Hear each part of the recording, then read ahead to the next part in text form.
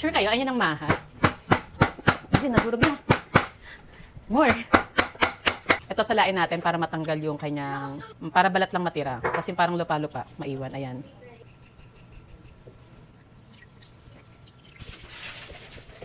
Sabi sa inyo, magmahal na lang tayo eh. Pangalawang gata.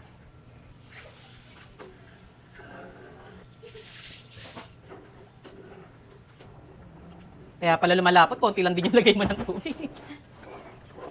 Okay, time update. 40 minutes siya bago.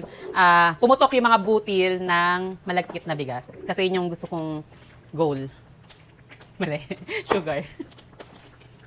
Sabihin na naman, tamis na niluto mo. Eh di magluto ka nito, wag mo lagyan ng asukal. Daming problema. Pinatira akong gato sa malapot sa kaninang content. Lagay natin. Para magalit lalo sila mo-order sa akin. Ang tamis niyan. Magkaka-diabetes ka niyan. Pag gagawa kayo nito, for example, wala naman kayong fresh gata, gamit nyo lang yung mga nabibili sa supermarket or palengke na coconut milk. Gawin nyo kapag nilaga nyo yung malakit na bigas, tubig, haluan mo ng coconut milk. Pero hindi lahat. Magtitira ka para sa pinaka-last. Kasi lalagyan pa to ng kakang gata or coconut cream, pwedeng coconut milk sa pinaka-last. Para mas creamy talaga yung taste ng balatong. Balatong sa Pangasinan, no? Tawag dito. Ako, kinalakihan ko ang tawag dito, ginataang munggo.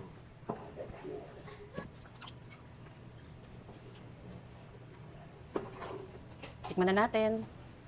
Ito na lang galing sa gatas.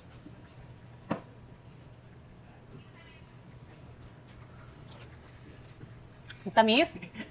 Nilagay mo sa galing sa ano eh. Kaya matamis. Kaya pala. Save Mother Earth kasi tayo eh.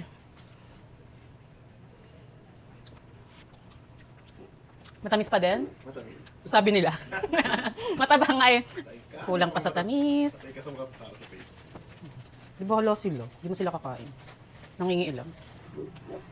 Dati nagpaluto ko nito. Tinos niya naman yung munggo. Problema, hindi ganun nadurog yung mga munggo. Kaya nung kinain namin, para kami kumakain ng mga bato. Kasi ang importante dito, after may toast, madurog mo silang lahat-lahat ng butil. Kasi kundi, sobrang tigas, parang makain ng bato.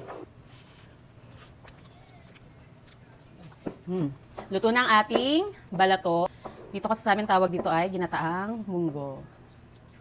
Ang tagal kong di nakakain ito.